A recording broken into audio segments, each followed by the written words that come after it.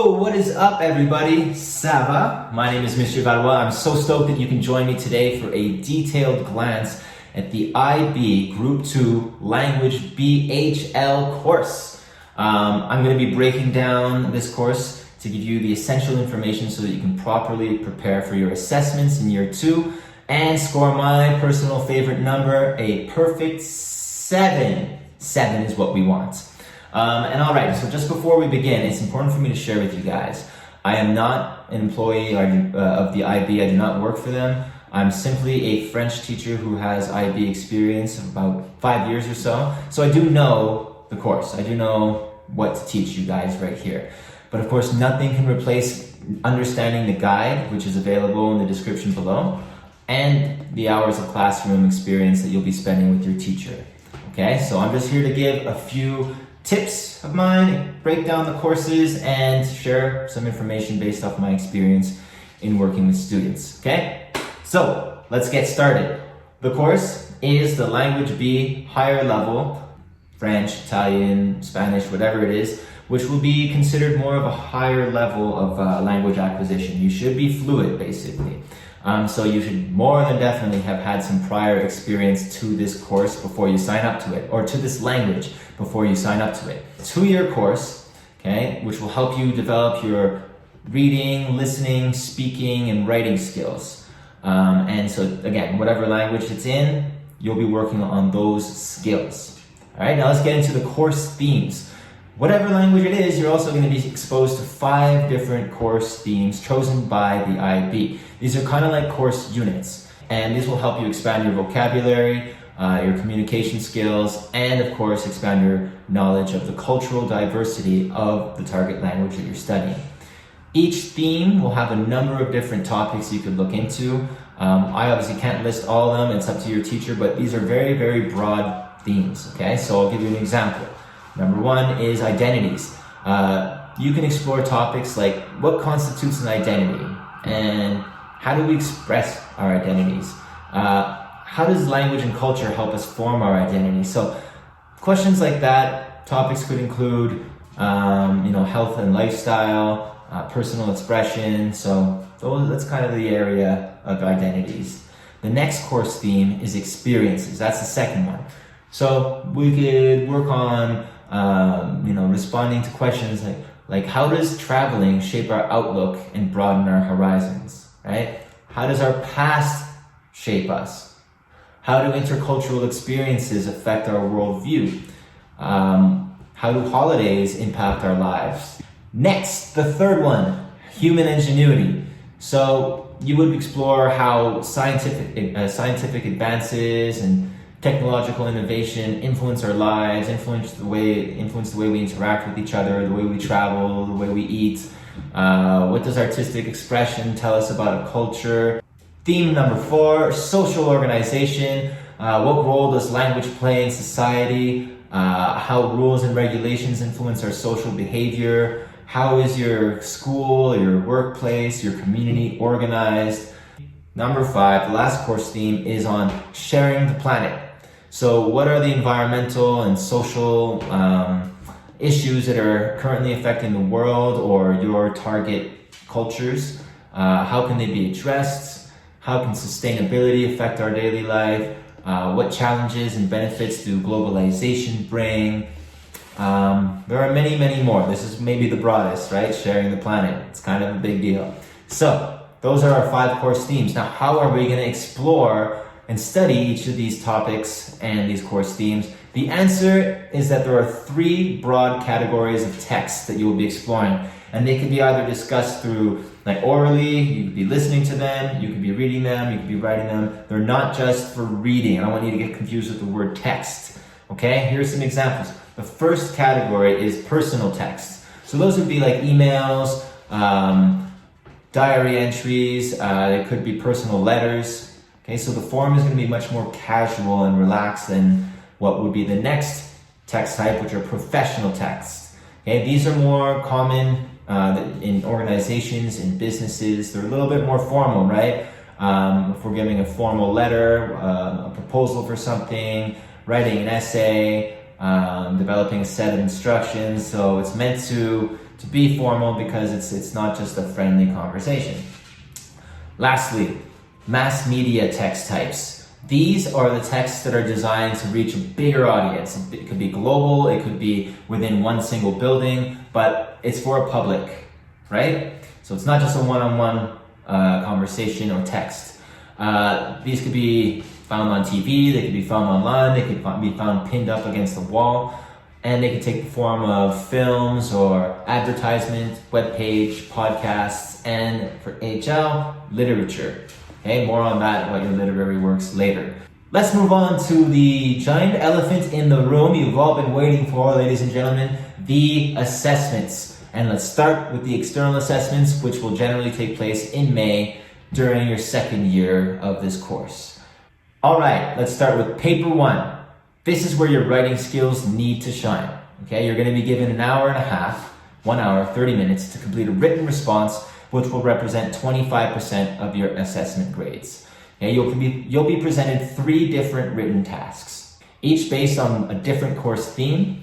You'll fortunately only be asked to answer one of these 3 prompts. Okay, and that should be in a word count within 450 to 600 words. You don't necessarily need to go into the exam or the assessment with a million facts about each theme, but they can be used in your writing to help support your idea. So let's look over a few examples. Let's say a writing task could be based off of the course theme of identities. And the prompt itself could be written something along the lines of this, right? Your cousin from Argentina has recently come to visit, and you're exchanging a fascinating conversation about how the mother tongue, the language spoken at home, will undoubtedly influence your identity and who you are. You want to make sure that you never forget this conversation. So you take to your diary and you start writing. The task could be record these thoughts into your diary. And this would of course be a personal text. Still a little confused? Okay, let's go over an example with a professional text, okay? And let's say that the course theme is on human ingenuity. Okay, so recently, your high school has moved all the learning online. And as a result, your school has mandated that each student in grade 8 and above have to bring a smartphone to every class. And this is really controversial. The school public is divided. Half of them are for it, half of them against it. And then the prompt could say, write an essay arguing either in favor or against the introduction of cell phones into your school. So since it's an essay, it's going to be a lot more of a formal, argumentative tone. And you will need to consider, ideas that would help support your argument. So this could be information taken from the topics and themes when you were learning in class, or you could of course bring in personal life experience or whatever you're learning in other classes as well. I'll give you one last example, and this time we'll use a mass media text type. Let's say the course theme is sharing the planet. So you're at your school, you're participating in a Model United Nations Summit, and you are asked to represent a nation in which your target language of study is widely spoken. So you're going to write a speech explaining a major environmental or social issue affecting the country and what the government and the local population are doing to address this issue. That could be your prompt. So you would definitely have to write a speech more to a mass audience. That's why they say mass media, right? And then you have to consider you're speaking on behalf of a government. What kind of tone are you going to take? Maybe you've come across information in looking at this course theme of sharing the planet throughout the year that can help you synthesize and interpret information from those courses that you were actually learning that, and bring it into this argument here. But of course, you have the choice of the 3, so you write whichever one you feel most comfortable in. Now let's talk about the assessment criteria for paper 1.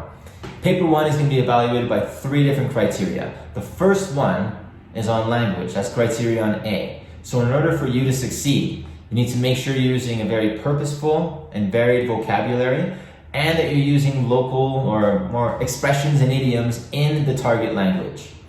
You should also have a command of the grammar that is basically very effective and actually enhances the conversation. And if you've made a few mistakes, they don't interfere with what you're trying to get across. Okay, you do all those well, you should score well in criterion A, language. Next, criterion B, the message. Stay relevant, don't go off wandering, talking about other things. It might seem like a lot, 450 or 600 words, but you want to use every one of those words to talk about, what you are talking about, okay? Make sure also that your ideas are fully developed, providing relevant details and examples. And that these ideas are also clearly presented, your response is well structured, and there's a logical flow to it. Criterion C, that's conceptual understanding. This is basically that you have chosen the appropriate text type, you're using the right kind of tone and the appropriate register, and you're fully demonstrating that you've understood who your audience is, what the purpose is, and what the context is. Now I'm going to give you Monsieur Valois' tips for how to rock paper 1. All right, so let's focus on the first criterion, language. You need to become familiar with idioms and expressions in higher level. Okay, so what you should be doing is looking at a lot of media based in that target language, because sometimes expressions do not translate super well from one language to the other. So don't assume that an expression in your native tongue is going to be able to transfer and work appropriately in this target language that you're studying. Okay, so look at websites, look at podcasts, look at films, and also create a document on your computer and even on your phone that every time you hear an expression in an idiom, you can add it to it very easily. That's why I say put it on your phone too, because that is just gonna, if you get a collection, you get like a bank of 50, 60 expressions, guaranteed you can use those at different times in your writing and in your speaking later on in the IA. Next, Mr. Valois' tip for criterion B, the message. Make sure to have really studied the vocabulary for each theme. Okay, your ability to use these key words will provide a lot more depth and relevance to what you're trying to communicate. Also, dominate the transition words, as those will help really sharpen your message. So those words would be like however, nevertheless, seeing, as though. Examples in English. In every language, we should have those kinds of transitional words. In French, they're called marqueurs de relation. Make sure you have some down. And lastly, for criterion C, the conceptual understanding, let your life experience of writing emails, blog posts, diary entries, the essays you've written years and years in school, let those guide you. It's not reinventing the wheel here. You use these text types already in daily life and in other classes. So you should already have a kind of a good compass to understand what kind of purpose, audience, context, register you gotta use. Now let's talk about paper 2. Paper 2 is also part of the EA, the external assessment. It's going to be studying more your receptive skills of reading and listening. Okay, it's going to last 2 hours. It will test both listening and reading, and it's going to make up 25% of your grade for each of those. So that means 50% of the whole grade is involved in paper 2. So you really got to make sure that you're able to take in those receptive skills of reading and listening. It goes without saying that these topics, or the topics and content presented in the listening and reading activities, they're going to be linked to course themes and employ a variety of those personal, professional, and mass media text types we've already gone over. The reading and listening components are going to contain 3 passages each, so that's 6 in total. And for each of those, in your written booklet, you're going to be asked questions that are going to be more multiple choice questions, very short answer questions, giving antonyms or synonyms to words found in the text, mix and matching, some true or false. They're not going to ask you to write any long answer responses because you already did that in paper 1, right?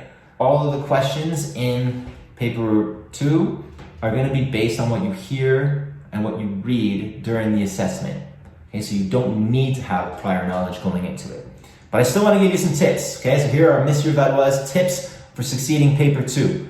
So you got to ask yourself, how do you prepare for an assessment or something that you might not have covered during class time, during your units? You might be presented a text that you've never seen before. Well, over the 2 years, you need to make sure that you get engaged with your language. Okay, so explore regionalism, explore how your language is spoken in different countries, how there are different accents. This is going to help you also develop your international mindedness, and the IB is going to give you a big hug for that. And it's going to help you better prepare for your assessments. It's kind of like I always tell my students in French. Do not be a stale baguette. Go out there, find a podcast from a country where there's a different accent that you're not really used to. Watch some films from different cultures within that target language. You can put the subtitles on, of course. Go look up some news sites in that target language as well, and start really making some connections between training your ear to understand different accents and maybe different expressions and idioms from different cultures as well. Don't be shy to press pause at any point and repeat what you're hearing while you're watching this media. This is going to help you down the line with your internal assessment as well. Speaking of which, let's get into it. This is the last assessment for HL. Okay, this is the internal assessment. This has always been my personal favorite assessment because I get to be involved as the teacher. And the IA is going to consist of the interactive skills in the form of an oral assessment. Although it's going to be internally assessed by your teacher, okay, your teacher's going to be recording the conversations, it's going to be sent out, those files are sent to the IB for external moderation as well. Okay? Now, that being said, the IA is broken down into 3 different tasks. The first task is the presentation task. So you're going to be shown 2 different written extracts, a maximum of 300 words, from 2 different literary works that you will have read over the course of the 2-year period. Make sure that you've read and analyzed these works well. You've got to know them well, because the extract is going to be any page from any of those literary works. So you're going to be presented 2 of them, extracts, maximum 300 words, so it's basically like 1 page, and you choose, okay, I'm going to choose the second one. But before we go any further, we want to make sure that when you choose this extract and you start writing your response or you're preparing your presentation, it's not a book report. Okay, you're not talking about the whole book. You're talking about specifically that extract. Okay, 20 minutes to prepare. You can take about 10 bullet points of notes. So again, you're not writing a long script that you're just going to blah, blah, blah, blah, blah, read. You're preparing bullet points. It's going to help you just remember what points, what messages, what ideas about the extract you want to communicate. And you should be focusing on 3 different parts in this 3 to 4 minute presentation. A, summarize the extract. Give us an idea of what's going on here. Secondly, relate the extract to the literary work as a whole. And then thirdly, express opinions on the characters, ideas, the messages, the themes, the events within the extract. Then, once the 3 to 4 minutes are done, you're going to be brought into the second task, which is a conversation with your teacher. A follow-up discussion on what you just talked about, your ideas and interpretations of that extract. Okay, so make sure that you've clarified what you presented. You could be asked to make comparisons and connections to your previous cultural experiences. Make sure that through this conversation too, you're demonstrating your appreciation, your understanding of the diversity of the target language and culture. And so, your teacher's going to be prompting you with questions, but it's up to you to give some independent contributions and share, have a discussion. It's really meant to be authentic, and that should last about 4 to 5 minutes. Then you're going to the final part of this IA, which is the general discussion. And this is similar to the follow-up conversation, except you're no longer talking about the extract. You're talking about 1 or more course themes that you guys have looked over. This will last 5 to 6 minutes, and you can clarify and interpret some of the conversation that was had before during the follow-up discussion, but you can also demonstrate your ideas and interpretations about this course theme that was presented by your teacher. You could talk about, make some connections and comparisons to how that course theme relates to your life and about your previous cultural experiences. And of course, you really want to show off that you know your target language and target culture. So the more you can talk about that in this 5 to 6 minute spot, the better your mark is going to be. All right. And again, remember, we really want to be authentic, like a conversation that you would have out at a cafe, face to face with someone. And you're going to be evaluated in this whole IA, okay? The presentation, the conversation, and this last follow-up or this last general discussion. You're going to be evaluated on language, of course. Okay, so you got to use, again, a varied vocabulary, and it's got to be purposeful. Again, you're going to use those idioms and expressions that you've been taking down for the course of the 2 years. You gotta make sure that your grammar is used effectively, that it's actually helping enhance the conversation. And if you're gonna make a few mistakes, well, they're not gonna really interfere with the overall understanding, right? And at this point, since you're a HL student, Mr. or Mrs. Fancy, you gotta make sure that your pronunciation and intonation are good, that they're strong, that they're clearly showing that you're comfortable in the language. Next criterion, B1, the message. This is gonna be focusing on the literary extract, the presentation part, the first task in this IA, and it's basically gonna evaluate that your opinions and observations of the extract are well developed and that you're making strong references to the extract, okay? Secondly, B2, message. This is gonna focus more on the conversation that you were having, the second part, and that your responses are consistently appropriate, relevant, that they're developed, your personal interpretations are broad in scope and depth, okay, and that you've made some attempts to engage the teacher. Don't be shy. Hopefully you've developed a nice relationship with your teacher. But don't be afraid to throw in some comments or observations or ask them a question, what they thought. And last criterion is C, communication. You gotta make sure, folks, that your responses are in the target language. I mean, duh, well, why would you think otherwise? So keep it in the target language, demonstrate understanding, and make sure that your participation is sustained the whole time, okay? And again, that you're giving some independent contributions. Now, let me give to you Monsieur Valois' tips on how to succeed in the internal assessment. First things first, be cool, be confident, guys and girls. Be smooth out there, okay? Be casual, you got this, believe in yourself. I know that sometimes we will always feel a little nervous before going into a test, but just remember, you put in 2 years, okay? Trust yourself. And next, hopefully your teacher selected some really interesting readings to fulfill your literary works requirement. As you invest the time in reading this, really, treat it as a cultural experience. You're diving into another culture. You don't get to do that with all your other IB or regular secondary school classes, okay? So really treat this as an opportunity to learn like you were going on another trip. Also go online, investigate conversations and reviews about that literary work so you become more and more familiar about it. You also can borrow and learn from people's experiences, and also the more inferences you can make to the target culture, the more it's going to show off your international mindedness and the better you're going to come off as a speaker of that language, okay? And it's also preparing you for life. And avoid using words like, okay? Try and be as fluid as you can, and when you're practicing, try and notice when you record yourself, listen to yourself over, I say, way too much, gonna try and cut that out. Last bit of my advice, get out of your shell, okay? Those who engage with the teacher, that have questions and independent contributions are gonna be succeeding the most. So, boom, it took a while, but this is the IB Language BHL course, okay? Also, to support your learning, make sure that you just self-teach, right? Go online, find some activities that are related to your target language, that are related to the target culture. There's never been more resources online, so now's the time to do it. I would also say that if you found this video interesting or useful, please share it with some of your fellow students, share it with your teacher, share it with whoever you think might be interested in taking this course. I really appreciate you listening and watching me today. If you really did like it, then please subscribe. I'm going to be